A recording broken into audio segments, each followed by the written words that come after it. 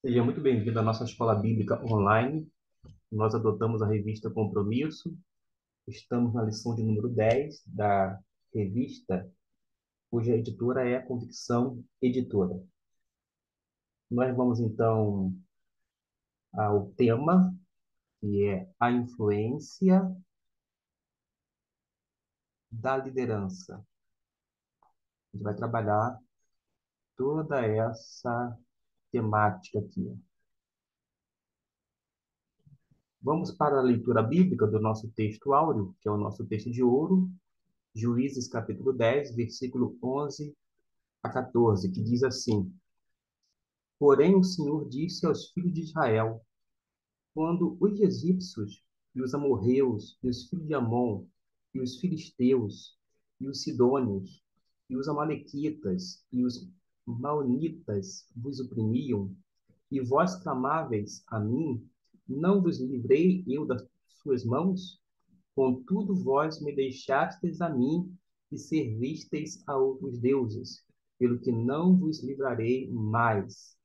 Ide e clamai aos deuses que vos escolhestes, eles que vos livrem no tempo do vosso aperto. Observe que no versículo 11 e 12, quando fala quando vos oprimiam, a lista de deuses do versículo 6, vale a pena fazer uma digressão, fazer a leitura do versículo 6, quando diz assim: Tornaram os filhos de Israel a fazer o que era mal perante o Senhor, e serviram aos Baalins e a Astarote, e aos deuses da Síria, e aos de Sidom, de Moabe, dos filhos de Amon e dos filisteus. Deixaram o Senhor e não o serviram.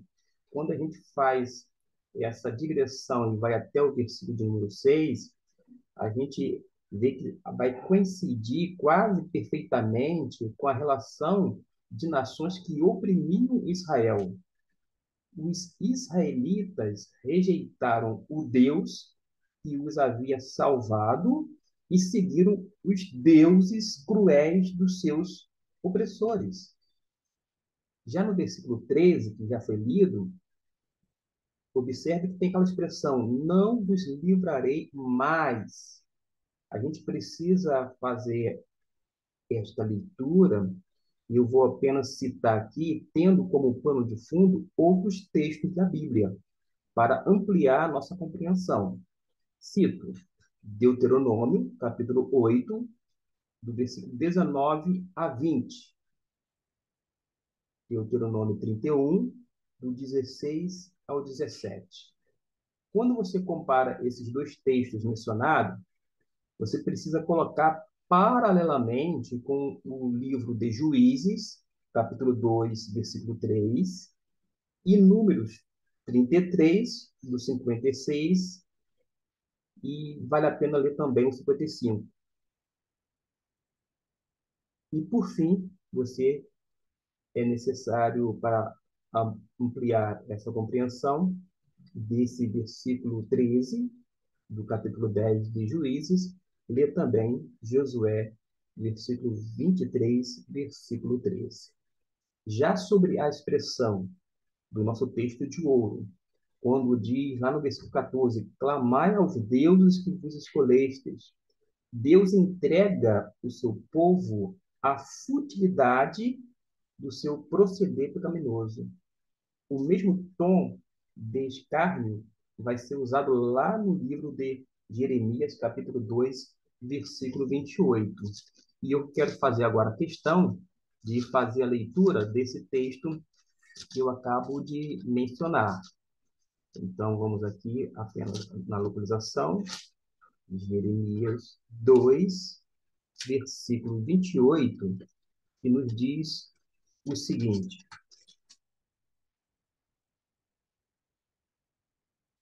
Onde, pois, estão os teus deuses, que para ti mesmo fizestes?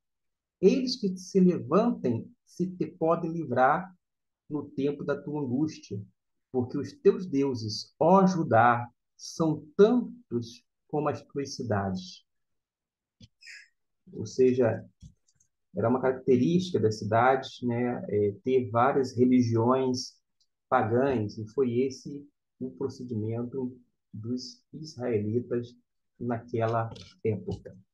Depois de fazer esse comentário, tanto sobre o texto bíblico lido, que foi Juízes 10, do 11 ao 14, a gente pode fazer a leitura aqui da introdução em nossa revista. O autor diz que quando ele leu o livro O Monge e o Executivo, ele aprendeu a que liderar é influenciar pessoas. E ele prossegue: influenciamos pessoas de forma positiva e negativa. Quando o livro de James Hunter foi escrito, percebi que ele estava sendo indicado até em universidades. O conceito de liderança servidora não era conhecido no mundo secular. Foi por meio do seu livro que este conceito passou a popularizar-se. O líder servo é aquele que influencia seus liderados para também servir. Ao estudar a história mundial, tomamos conhecimento de grandes líderes que mobilizaram nações inteiras e promoveram a paz. Também sabemos que existiram líderes cruéis que deixaram marcas terríveis. Nesta lição, veremos que líderes de Israel e Judá influenciaram em sua época de forma positiva e negativa. O povo teve momentos bons e ruins durante o período dos juízes, um período em que as pessoas faziam o que achavam que era certo, pois não havia líderes capacitados. Vamos comentar aqui a introdução para a gente não deixar nenhuma ponta solta. Primeiro que esse conceito de líder servo, vou fazer esse destaque aqui, ó, líder servo. Esse conceito de líder servo sempre esteve presente nas escrituras sagradas, principalmente na pessoa de Jesus como modelo supremo. Acontece que muitas pessoas evocam o nome de Jesus, querem as bênçãos do Cristo, mas não querem aceitar o senhorio dele, muito menos os seus ensinos. Eles preferem e optam em ficar apenas com as promessas, com as coisas aparentemente boas contidas no Evangelho. E por isso tem dificuldade de, até mesmo no nosso contexto brasileiro, se colocar como um servo, como de fato deveria ser. Por causa de quê? O nosso país é muito influenciado por esse quesito título. O título sobe a cabeça das pessoas. As pessoas ficam galgando cada vez mais e mais títulos para poder, digamos assim, se empoderar, para tentar ficar no pedestal, para ser, quando não, admirado, ou ainda cobiçado, no sentido de aquele posto ser realmente cobiçado por muitos, afinal de contas, ocupa um cargo de grande importância, quando, na verdade, toda liderança deveria ser servil, a partir do modelo que Cristo Jesus. A própria igreja evangélica brasileira, ela é uma igreja que quer mais se servir de todas as maneiras, de múltiplos modos, muito mais do que ela deseja ou anseia servir, quer as pessoas na comunidade cristã ou, quando não, na sociedade. Vou dar um exemplo aqui. Quando alguém adentra o cargo eletivo, que é um cargo político partidário, ela muitas vezes só quer beneficiar o seu gueto, o seu arraial religioso, o seu segmento chamado evangélico. Não visa o bem comum, um bem para a sociedade como um todo, não visa os interesses de outros, quer de minorias, mas visa tão somente, vou dizer assim, o seu próprio umbigo. E por isso a gente vê uma prática política muito egoísta, onde a ética chamada cristã, ou a ética em si, é jogada para escanteio, começa as negociatas, enfim, os expedientes são os mesmos seculares, quando não mundanos. Pessoas que deveriam, em tese, influenciar no campo político, são influenciadas porque os seus olhos começam a brilhar por conta do poder, do título que agora ocupam, afinal de contas, é uma autoridade. não apenas constituída de acordo com a lei brasileira, mas também reconhecida pelos demais. E por isso a gente tem visto algumas dificuldades nesses meandros. Na questão eclesiástica, não é diferente. As pessoas se dizem servos, porém, muitas delas não têm a disposição de servir. Elas querem, na verdade, serem servidas pelos outros. Aliás, a membresia como um todo, muitas pessoas vão para a igreja para receber bênçãos, para serem edificados, mas não tem aquela predisposição de edificar outros, ou de ser bênção para outras pessoas. Então, na verdade, há uma inversão daquela proposta original, principalmente que é evocada e colocada como modelo a partir da pessoa de Cristo Jesus e que pode ser vista também na vida de outros líderes que são exemplares de uma forma mais específica no Novo Testamento, uma vez que nós estamos falando sobre igreja.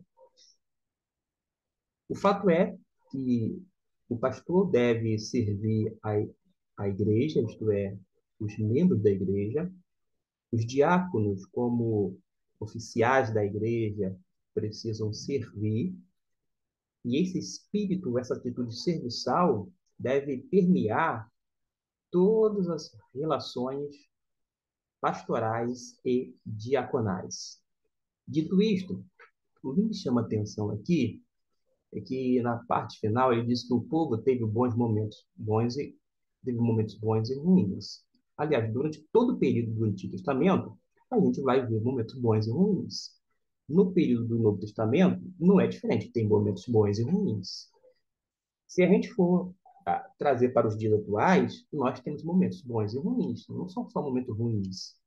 Temos momentos bons também, como igreja local, como denominação, servindo na forma denominacional, associacional. Observe que momentos bons e ruins fazem parte da nossa vida. Mas o que me chamou a atenção foi que ele fala que o período dos juízes, que cá entre nós foi entre um período aproximado de 340 anos, mais ou menos, lembrando que era dentro da teocracia, não havia ainda monarquia. Esta informação é preciosa porque a gente vai ver uma pessoa mais à frente sendo, vou dizer assim, coroada, tida como rei ou recebida como rei, mas a gente vai observar que tem alguma coisa fora do lugar. Mas ele aqui fala que as pessoas faziam o que achavam que era o que era certo por não haverem líderes capacitados. Ora, no período de juízes, houve líderes que começaram bem, terminaram bem, como é o caso de Otoniel, por exemplo. Teve outros, tá? Mas eu quero mostrar ele porque foi o primeiro juiz. O padrão dele é diferente dos demais, e sem falar que é algo único, vou dizer assim, devido à forma como ele exerceu. Vale a pena depois tentar estudar à luz até mesmo da tradição judaica, como foi aquele período do primeiro juiz, o que eu chamo de um juiz padrão, um juiz modelo. Não significa que fosse perfeito, mas a gente não está buscando perfeição em nenhum dos juízes. Mas acontece que aqueles juízes, de uma certa forma, eles foram líderes capacitados para a sua função, sim. Acontece que líderes capacitados cometem erros, eles têm falhas, eles são imperfeitos, são seres infinitos. Nós temos hoje no nosso Arraial Batista líderes capacitados, mas isso não significa que os líderes tenham acertado em todas as coisas realizadas. Às vezes, nós temos líderes, vou dizer assim, doutrinariamente muito seguros, mas imaturos emocionalmente. Às vezes nós temos líderes que são bons nessa área doutrinária e até mesmo têm um bom relacionamento, mas no quesito administração, é todo atrapalhado e prejudica, inclusive, o andamento da igreja local. Essa afirmação de que as pessoas faziam o que achavam que era certo, por não haver esses líderes capacitados, pelo menos o Espírito de Deus, esta expressão bíblica no Antigo Testamento, vinha sobre os juízes, e o fato do Espírito de Deus estar sobre os juízes, eles recebiam um poder ou uma influência, quando não, uma capacitação da parte de Deus para a sua função. A função principal, como eu disse já anteriormente, nos vídeos anteriores, numa alusão aos juízes, era serem líderes militares, como governantes, mas com essa pegada militar. Eles tinham que batalhar, tinham que guerrear. Eram homens, no caso da Débora, uma mulher corajosa. Tinham que ir para frente da batalha.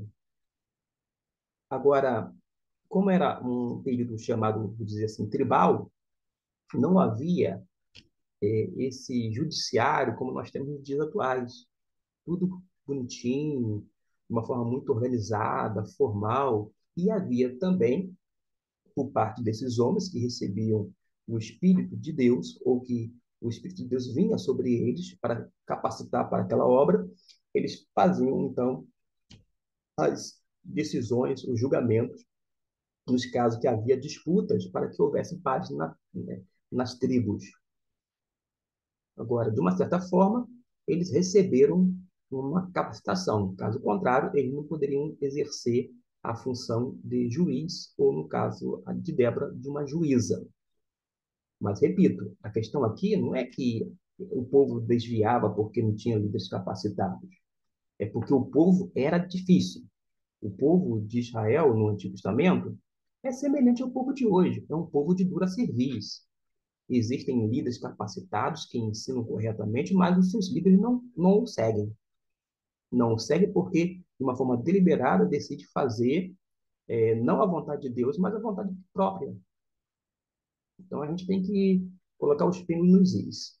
Dito isto, a gente vai, então, para esses 120 anos de paz, vai estar contido lá em Josué, capítulo 3, versículo 7 até o 30.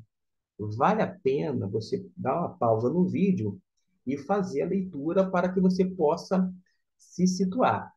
Mas aqui a gente vai ter um resumo, porque foram 120 anos de paz. Em Juízes capítulo 3, versículos 7 em diante,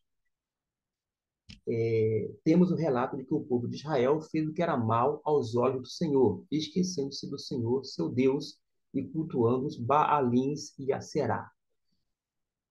Observe que o povo de Deus, mesmo sendo o povo da aliança, ele cria divindades, digo, ele serve divindades, ele cria deuses ou ídolos.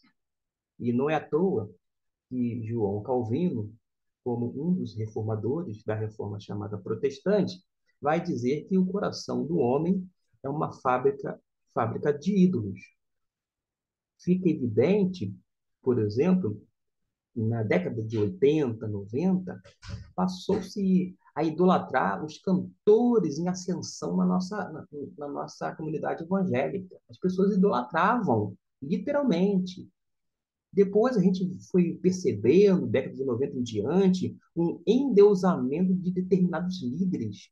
E as pessoas se colocavam, inclusive, como se fosse representante dos evangélicos no Brasil. Ah, porque falava assim, assado, se arvorava, né, desse título, entre aspas, como se fosse um representante. Como assim? Ora, nós tivemos, já que eu falei em década de 90, um líder que ele veio a cair numa questão moral. E, posteriormente, ele vai contar, e é uma confissão da parte dele. E ele diz assim, de uma forma bem resumida, eu caí não foi na questão daquele ato imoral cometido, eu caí muito antes. Foi quando vocês, povo evangélico, começaram a me colocar lá em cima, nas alturas. Quando vocês começaram a me idolatrar, porque as pessoas depositavam toda a sua esperança. Ele era, vou dizer assim, entre aspas, o cara. Era ele, era Deus no céu e este líder aqui na terra, mais especificamente no arraial evangélico brasileiro. Então ele caiu, a queda dele foi precedida quando vou dizer assim, dessa presunção, desse orgulho, por conta do endeusamento por parte dos evangélicos. Ora, se lá atrás houve uma atitude semelhante voltada para os cantores evangélicos, enaltecendo como se eles fossem estrelas, e alguns deles são até hoje exigentes, agem como se fossem artistas e não adoradores. Exigem não apenas no camarim ou no quarto de hotel, tem que ter isso, toalha, não sei quantas toalhas, a água tem que ser de tal marca, e assim por diante. É uma lista interminável de exigências, porque se acham, vou dizer assim, estrelas, artistas, cantores, e muitas pessoas também é, são endeusadas ou foram endeusadas principalmente na década de 90. E não mudou. Houve depois uma espécie de veneração ao que a gente chama de ministérios. Geralmente são ministérios independentes. Uma boa parte deles, se não todos, como resultado de divisão. As pessoas saíam de uma denominação e criavam seu próprio ministério. Independente se começou do zero ou não, porque se começou do zero, pelo menos já está de bom tamanho. Mas quando você pertence a uma igreja local, uma denominação, você discorda de uma questão, vou dizer assim, não é questão doutrinária apenas, não. Discorda de uma questão administrativa, tem a ver com poder, comando, e a pessoa não quer se submeter mais àquele líder ou à liderança, o que ele faz? Ele vai lá e organiza uma outra igreja. Aí, o que ele está fazendo? Quer queira, quer não, e por mais bem intencionado que seja, ele está fraturando o corpo de Cristo, isto é, a igreja.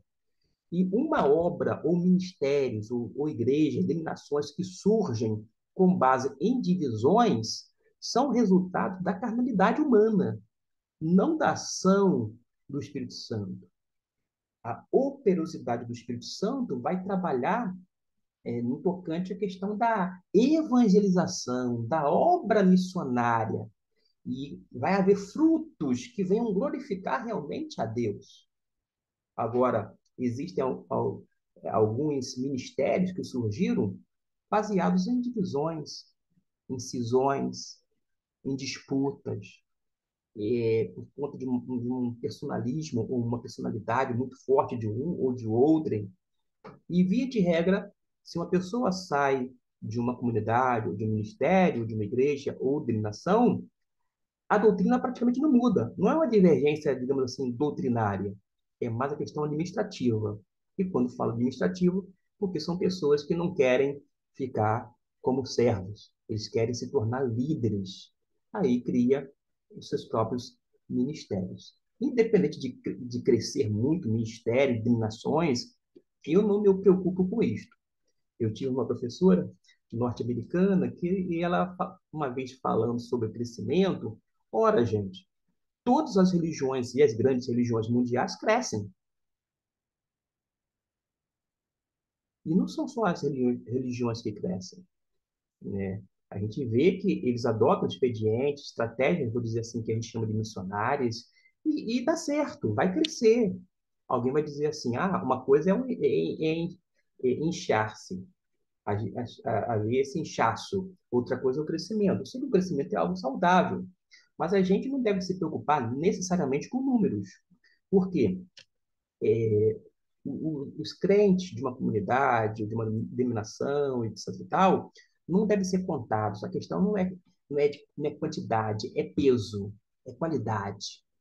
De que adianta ter milhares e milhares de membros, mas não ter peso, isto é, não ter uma qualidade, algo satisfatório. Uma igreja, de repente, saudável, algo, portanto, salutar.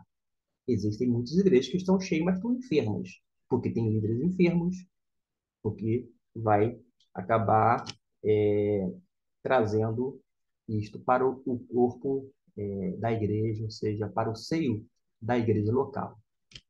A gente vê que facilmente o povo de Israel esquece do Senhor Deus, o seu Deus, da aliança, e vai cultuar, pasme, a Baalins. E aqui, não somente a Baalins, mas também o quê? A Aserá. Que coisa triste. Hoje em dia, repito, não é diferente. Pessoas têm idolatrado, ainda hoje, líderes políticos achando que serão salvadores da pátria, gente. Para com isso. Eu sei que o caminho político partidário pode ser exercido por toda e qualquer pessoa. Inclusive, eu tenho uma opinião. Claro que isso vai ter importância para mim, mas eu a exponho. Se hoje um líder espiritual de uma igreja local, portanto, ele decide se candidatar a um cargo eletivo, ele deveria ter uma hombridade de, ao menos, licenciar-se do cargo, ou seja, sem remuneração. Ele poderia se afastar durante aquele período chamado eleitoral, sem receber da igreja, sem receber do ministério ao qual ele está inserido. Qual é o discurso? Se ele ganhar, foi Deus que colocou lá. Se ele perder, pensando bem, Deus não quis que eu estivesse lá. É algo ambíguo, é dúbio, um discurso dúbio, que muitas vezes não busca o interesse comum, mas o seu próprio interesse. Salvo engano, foi Billy Graham que, quando falou sobre pessoas que ficam galgando e desejando, ansiando cargos políticos, ele afirmou que ele jamais trocaria, vou dizer assim, o púlpito por um cargo eletivo, um cargo público ou político. E ele disse sobre o fato de, quando um pastor deixa a igreja para se dedicar à política, é um púlpito vazio. E quantos púlpitos vazios nós temos pelo Brasil afora? Pastores que deveriam estar cuidando de ovelhas, mas que estão em outras funções. Eles podem? Claro que podem. Mas muitas vezes eles usam, vou dizer assim, esse reduto eclesiástico como um reduto eleitoral. Eles aproveitam, se valem. Agora, se quiser se candidatar, legalmente falando, ele pode sim, mas deveria ter a hombridade, repito, de licenciar-se do cargo ou da função pastoral. Alguém vai dizer, ah, mas ele não deixa de ser pastor. Não vai deixar de ser pastor, mas ele não deveria receber dinheiro da igreja, uma vez que ele está se dedicando, vou dizer assim, integralmente a um outro viés, o viés político. E sempre é um viés político partidário. Prossegue aqui dizendo que por causa da idolatria do povo, a ira do Senhor se acendeu contra Israel e ele os entregou nas mãos de Cushan e Zataim, rei da Mesopotâmia, durante 8 anos. Quando clamaram ao Senhor, ele levantou-lhes um libertador que os livrou. O nome dele era ninguém mais, ninguém menos do que Otoniel. Otoniel, como eu disse, foi o primeiro juiz, é um modelo padrão, é diferente dos demais. O Espírito do Senhor veio sobre ele e ele se tornou um juiz durante o quê? 40 anos até a sua morte. O que se aplica, o que eu vou falar se aplica a ele e a todos os demais juízes. Deus levantava um juiz e o objetivo desse juiz era tornar o povo reto. Ele era um governante com esse viés militar. Também julgava as causas, as disputas, entre outras coisas. Mas a principal função era esta, estar à frente do povo, governando o povo. O que acontece? Enquanto o juiz estava vivo, o povo seguia a cartilha direitinho. Na ausência do juiz, isto é, quando ele morria, o povo voltava a fazer as coisas erradas. É semelhante a algumas igrejas. Quando o pastor está de férias, uma parte da membresia desaparece, some do mapa. Quando o pastor volta, todos os rostinhos estão lá no banco, as pessoas estão lá nos seus devidos lugares. E a impressão é que, durante o período de férias pastorais, as pessoas deram continuidade ao trabalho, quando, na verdade, quando isso não ocorre, pelo menos em algumas igrejas, pelo menos das quais eu passei, conheci e tenho vivenciado durante esses mais de 30 anos de vida cristã. Diz que, depois da morte de Otoniel, o povo voltou a fazer o que era mal aos olhos do Senhor, e este deu poder a Eglon, rei de Moabe, contra Israel. Eglon derrotou Israel durante 18 anos, os israelitas foram dominados por eles. Observe que quando fala assim, que eles foram dominados por ele, vou fazer aqui o grifo, dominados por eles. Não dominou porque aconteceu, foi algo de repente. A gente vai ver algumas expressões que foi o próprio Deus que entregou o povo israelita na mão desse Eglon. Da mesma forma que todas as outras vezes vai acontecer que Deus entrega, já que o povo vira as costas para Deus, para a aliança, fica ultrajando a aliança eterna ou do Deus eterno, Deus simplesmente entrega o povo. O povo para ser oprimido, para ser castigado, para ser dominado. Aí, quando o povo clama a Deus, Senhor, tem misericórdia de mim. Deus, que é cheio de misericórdia, vai lá e perdoa e restaura o povo. E isso vai acontecer é, todas as vezes que morre um juiz, que o povo volta a fazer as mesmas coisas que são mais diante das vistas divinas. Tem um outro quadro que aqui é chamado triste, porque ele levantou, diante desse quadro triste, né, de dominação, levantou um outro povo, um outro juiz, que é Eude. Esse Eude é o segundo juiz. Novamente, há uma libertação, Deus entrega, vou dizer assim, os inimigos nas mãos deste juiz, e vai ter um sossego durante 40 anos. 40 com mais 80, 120. Observe que eu não fugi da escola, não matei aula de matemática. Otoniel e Eude foram ter 120 anos de paz, mas ainda assim você vê que teve algumas coisas fora do lugar. Coisa nossa. Quando fala coisa nossa, coisa da nossa humanidade. Passaram por diversidades e grandes confrontos com nações vizinhas, o povo novamente teve tranquilidade, e quando há líderes tementes a Deus e que influenciam de forma correta, o povo, né, diz aqui o autor, que há sossego e tranquilidade. Sim, existem situações que, quando há líderes tementes a Deus, que vai influenciar, o povo pode ter uma certa tranquilidade, estabilidade, sossego, mas no meio do povo sempre vai haver situações que este líder temente a Deus vai ter que trabalhar e não vai poder se omitir.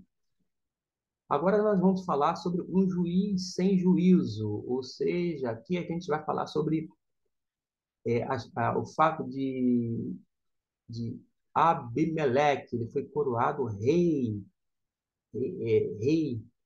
porque ele era filho de Jerubaal, filho da serva. Vamos lá. Diz aqui o texto que Abimeleque, o texto bíblico, tá bom, gente? Ele matou 70 filhos de Jerubaal. Infelizmente, a, a vida de Abimeleque foi lamentável. Ele levou o povo, por dizer assim, para um estado de desgraça. Tem muita situação ali um tanto complicada, mas que a gente pode depois trabalhar até mesmo num outro momento ou num vídeo à parte para não delongar bastante este. Fala sobre Jotão, que era filho de Jerubaal, que vai contar aquela parábola. Note que temos parábola assim no Antigo Testamento, e assim como nós temos parábolas no Novo Testamento. Ou seja, a parábola, como recurso literário, não é algo específico do Novo Testamento. O que a gente sabe com relação a, vou colocar aqui, de acordo com o texto de Juízes, capítulo 9, versículo do 1 ao 57, o que a gente pode ver? É, proclamaram o rei Abimeleque, né? O rei. Ou seja, os israelitas proclamaram um rei, um homem, né? Como rei, e eles próprios escolheram. E depois eles sofreram o quê? A consequência. É isso que a gente observa. Esse Abimeleque, no capítulo 5 vale a pena a gente ler um pouquinho. Abimeleque, filho de Jerubaal, foi assim quem, aos irmãos de sua mãe, falou-lhes, e a toda a geração da casa do pai de sua mãe, dizendo, falai e peça-vos, tal. Ou seja, ele vai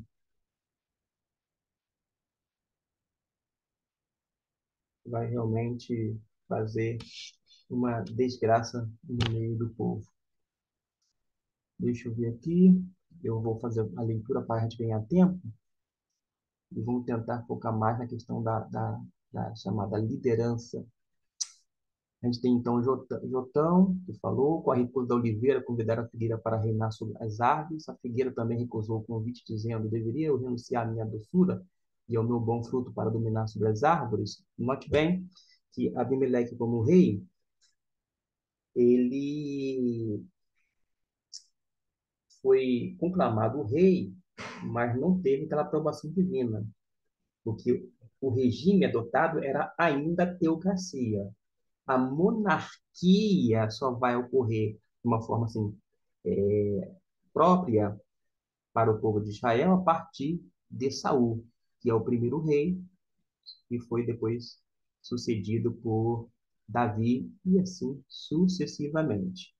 Quando pedem um rei, Deus fala para o profeta: olha, na verdade, não tem registrado você como profeta, tem registrado a mim como Senhor, mas eu vou conceder o que eles querem. E deu um rei.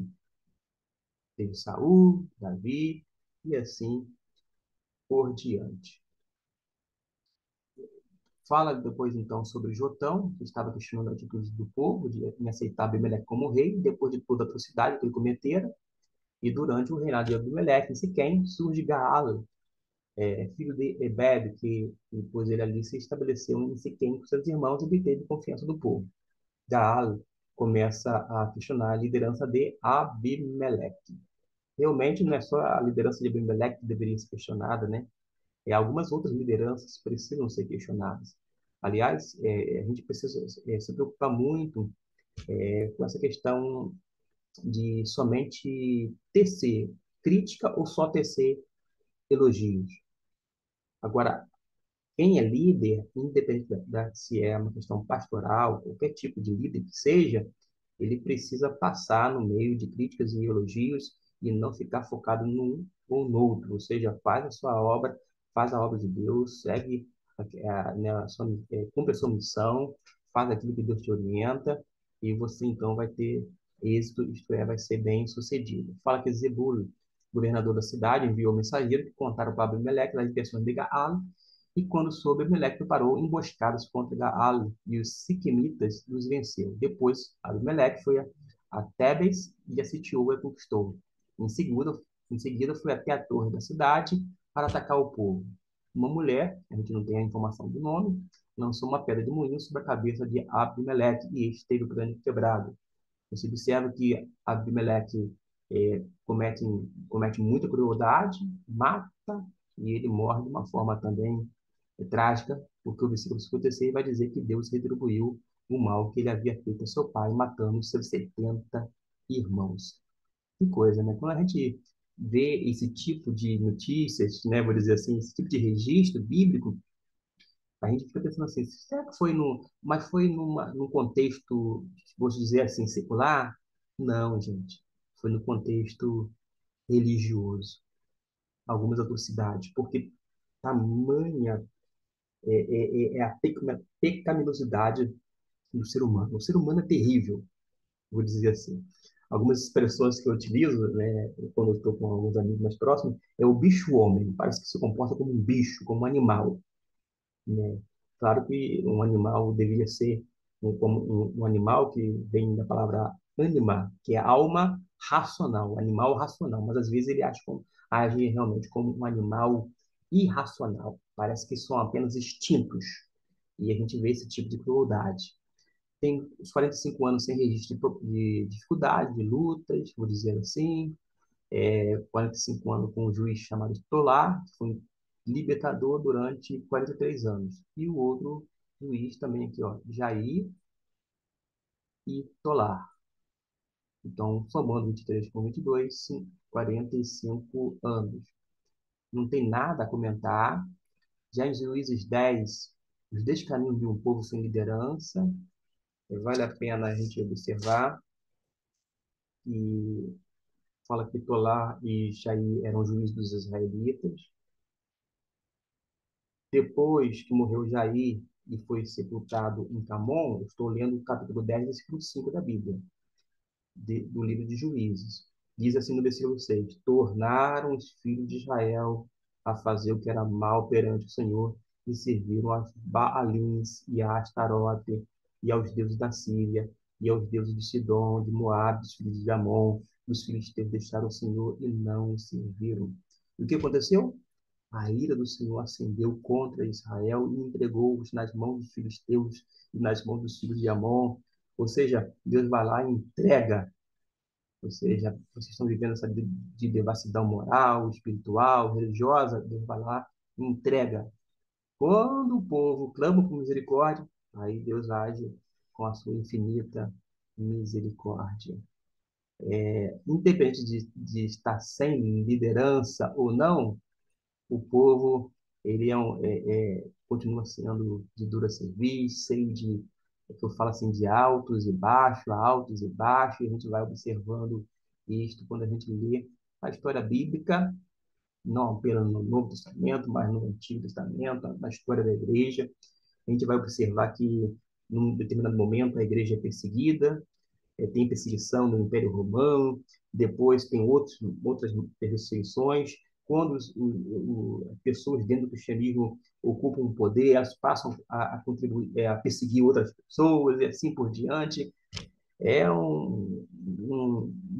sei lá, uma coisa que deixa a gente um tanto atônico, mas a gente vai aprendendo com os erros e acertos do povo de Deus, da mesma forma que a gente não precisa errar no tocante à liderança, mas a gente pode sim aprender com os erros dos outros e tentar fazer o que é certo.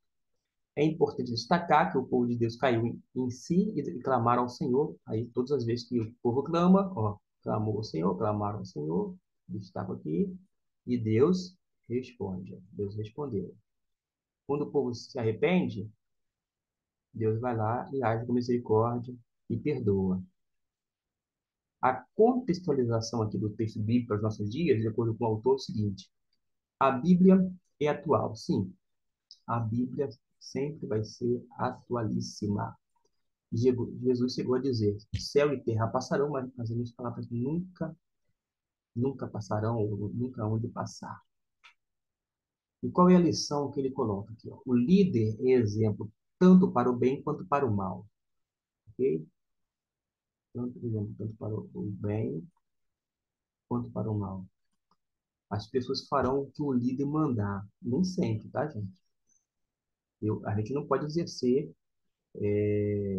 vou dizer assim, como liderado, algo cego. Essa liderança cega que as pessoas têm que seguir, o líder, não. Se o líder ele não tem autoridade moral, se não tem autoridade espiritual, se não está direcionando corretamente na Bíblia, a gente não precisa seguir ele, não. Para o que ele mandar, eu não vejo dessa forma, não, tá? Até porque o líder não manda. O líder não. Um déspota no meio religioso, que age como se fosse um ditador, uma pessoa que imponha as suas ideias, ou doutrinas, ou costumes, eles mandam e ai daqueles que não obedecem. Mas no cenário cristão, no ambiente da bíblico, salutar, o líder não manda. O líder tem uma atitude servil. Ele lidera através do seu exemplo. Então, ele orienta as pessoas. e as pessoas seguem.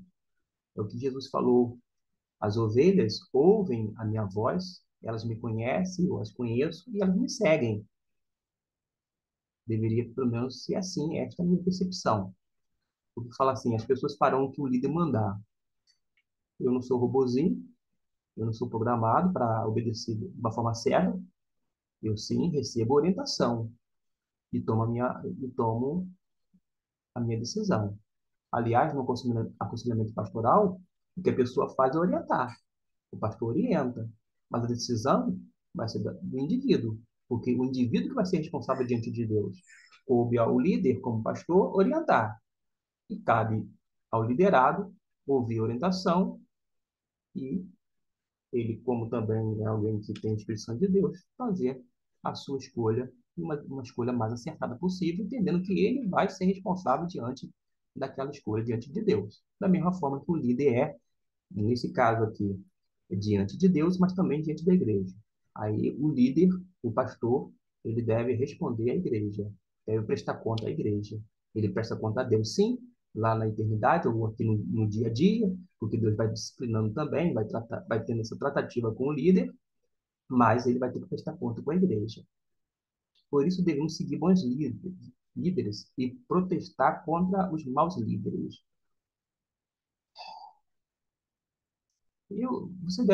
Você segue bons líderes, ó, você segue bons líderes e os maus líderes, você deixa para lá, deixa-os nas mãos de Deus. Como bons cidadãos, devemos observar as atitudes da liderança. Claro, quando penso em liderança, me refiro, deixa eu ver o que ele se refere, aos pais, aos professores, aos líderes políticos, aos policiais, enfim, a todos que exercem influência. Todas as autoridades, todas as pessoas em geral. Então, ele ampliou aqui o leque, tá? E ele vai concluir, vou fazer apenas a leitura. Precisamos de líderes que influenciem para o bem, que conduzam o povo a fazer o que é correto e ajudar o próximo, e trazer mudanças significativas. Um líder que exerce influência para o bem e faz uma enorme diferença onde ele atua. Nesta edição, falamos dos juízes de Israel que se destacaram por libertar o povo de Deus, que tiveram influência positiva por serem tementes a Deus. Também vimos que quando não há liderança, o povo faz o que bem entende. Às vezes tem liderança e o povo quer fazer o que bem entende, o que vem na cachola. Tem povo ou tem grupo que não quer, vou dizer assim, seguir a orientação do seu líder. E ele prossegue dizendo que com isso as consequências são gravíssimas. Gravíssimas. O povo precisou voltar-se para Deus e deixar de seguir falsos deuses para terem seus pecados perdoados. Quando há temor de Deus e o líder segue os princípios estabelecidos na palavra de Deus, há paz. E possamos aprender com os líderes que influenciaram de forma positiva o povo de Israel. Costumo dizer que o que é bom deve ser imitado, copiado e reproduzido. A Bíblia não esconde nada. Ela mostra tanto os líderes bons e os maus também. E entendo que, ao apresentar os exemplos negativos de liderança, é com o propósito de não seguirmos esse modelo. É isso aí. E até a nossa próxima lição. Fique com Deus.